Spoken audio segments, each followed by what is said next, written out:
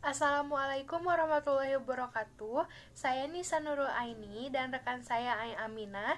Kami dari kelompok 7 akan menjelaskan tentang hukum syirkah 2. Yang pertama, saya akan menjelaskan tentang syirkah kapitalis.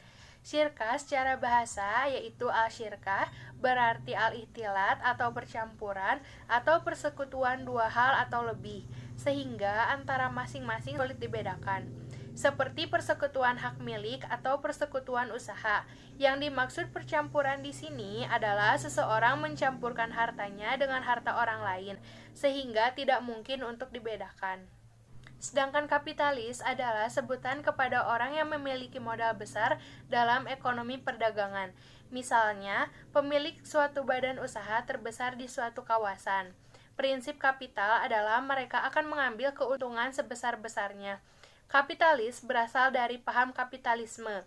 Kapitalisme itu sendiri adalah paham yang membebaskan pihak swasta untuk berperan dalam roda perekonomian suatu negara.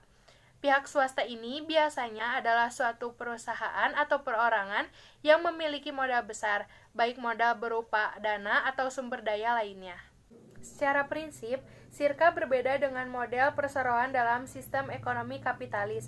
Perbedaan-perbedaan yang ada tidak hanya terletak pada tidak adanya praktik bunga dalam model ini, tetapi juga berbeda dalam hal transaksi pembentukannya, operasionalnya, maupun pembentukan keuntungan dan tanggung jawab kerugiannya. Ini saya akan menjelaskan mengenai perseroan terbatas. Perseroan terbatas adalah suatu persekutuan untuk menjalankan usaha yang memiliki modal tersendiri dan saham-saham yang pemiliknya memiliki bagian sebanyak saham yang dimilikinya.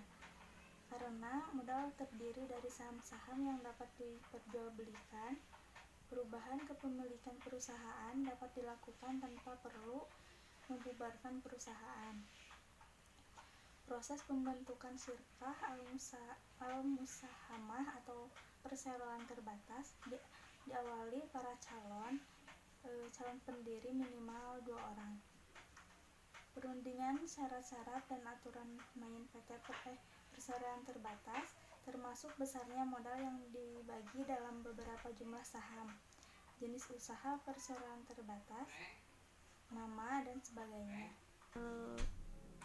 Juga dimungkinkan untuk menandatangani kontrak pendirian atau aturan perseroan terbatas itu, sekaligus menentukan beberapa jumlah saham yang diambil.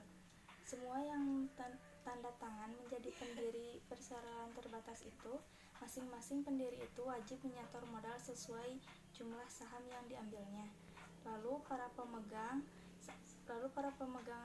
saham itu melakukan RUPS, menentukan dewan direksi dan dewan komisaris.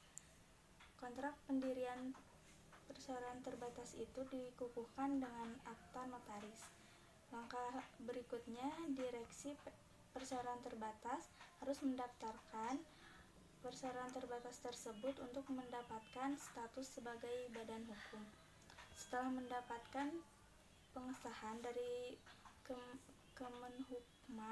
Kemenhukham, maka PT tersebut resmi sebagai badan hukum. Perseroan terbatas memiliki ciri-ciri spesifik diantaranya. Yang pertama, merupakan persekutuan modal. Yang kedua, merupakan tindakan berdasarkan kehendak sepihak. Seseorang bisa menjadi pemilik saham semata-mata berhubungan pada kehendaknya sendiri secara sepihak dan tidak bergantung pada persetujuan atau kerelaan perseroan lainnya. Yang ketiga, sebagai badan hukum yang diperlakukan sebagai subjek hukum yang mandiri, disamakan dengan orang perorangan, memiliki hak dan kewajiban, bisa memiliki harta sendiri, bisa digugat dan menggugat di depan pengadilan. Yang keempat, sebagai badan hukum, perseroan terbatas memiliki harta sendiri atas namanya sendiri, terpisah dari harta para pemegang saham. Yang kelima, setiap saat pemegang saham bisa memindahkan kepemilikan sahamnya. Yang keenam, Eksistensi perseroan terbatas tidak dibatasi jangka waktunya dan tidak dihubungkan dengan eksistensi perseroannya. Yang terakhir, pertanggungjawaban pemilik saham terbatas, yaitu sebatas saham yang dimilikinya. Apabila utang perusahaan memiliki kekayaan perusahaan, maka itu tidak menjadi tanggung jawab pemegang saham.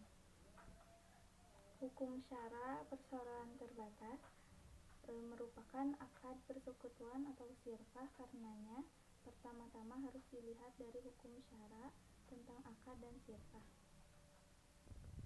Selanjutnya, saya akan menjelaskan tentang perseroan terbatas dalam tinjauan syariah. Jika dianalisis menurut hukum syariah tentang akad dan syirkah, maka bisa disimpulkan syirkah al-musahamah atau perseroan terbatas merupakan syirkah yang batil. Alasannya, yang pertama dari aspek akad syirkah dalam Islam adalah akad antara dua orang atau lebih yang bersepakat untuk melakukan aktivitas yang bersifat finansial atau aktivitas bisnis dengan maksud mendapat laba. Akad itu harus berdasarkan kehendak bersama. Sementara itu, di dalam akad perseroan terbatas, yang terjadi adalah kehendak sepihak. Persetujuan dan kerelaan pemegang saham lainnya tidak diperhitungkan sama sekali. Yang kedua, di dalam perseroan terbatas tidak ada kesepakatan untuk melakukan usaha yang bersifat finansial, padahal itu merupakan objek akad syirkah menurut syariah. Yang ketiga, secara syar'i di dalam akad syirkah harus ada unsur badan, yaitu pihak yang bertanggung jawab dan melakukan aktivitas usaha syirkah. Yang keempat, secara syar'i, akad syirkah merupakan suatu bentuk pengembangan harta dan itu merupakan tindakan hukum atau tasyaruf qawiliyah. Yang kelima, tasyaruf di dalam perseroan terbatas diserahkan dan hanya menjadi hak badan hukum perseroan terbatas itu yang bertindak untuk dan atas namanya sendiri. Yang keenam, para ulama sepakat syirkah merupakan akdun zaizun, artinya kapan saja para mitra atau syarik bisa membatalkannya dan eksistensi syirkah itu bergantung pada eksistensi syarik.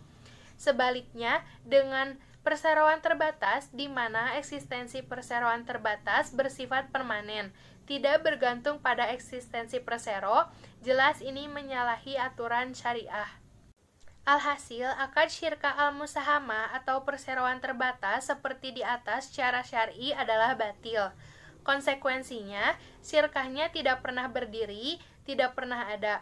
Seluruh tasyarufnya baik jual beli, kontrak sewa, kontrak kerja, wakalah, dan sebagainya adalah batil. Semua harta yang diperoleh melalui syirkah al-musahamah atau perseroan terbatas adalah harta batil yang diperoleh melalui tasyaruf yang batil sehingga tidak halal dimiliki. Sekian dari kelompok kami. Mohon maaf apabila ada kesalahan. Terima kasih. Wassalamualaikum warahmatullahi wabarakatuh.